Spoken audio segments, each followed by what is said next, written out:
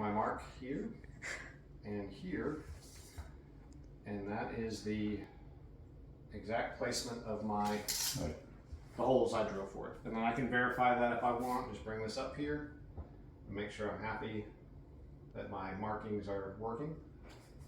And then I put a piece of wood behind the door to support the drill when it comes through, and I drill through those so it doesn't blow out or chip out the back side of the door itself. I've supported that material. That's very important. Yes, we do that.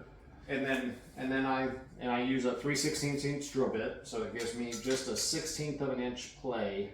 So if my drill bit wanders at all, I've got a little bit of play to kind of tighten it down where it's perfectly straight on there.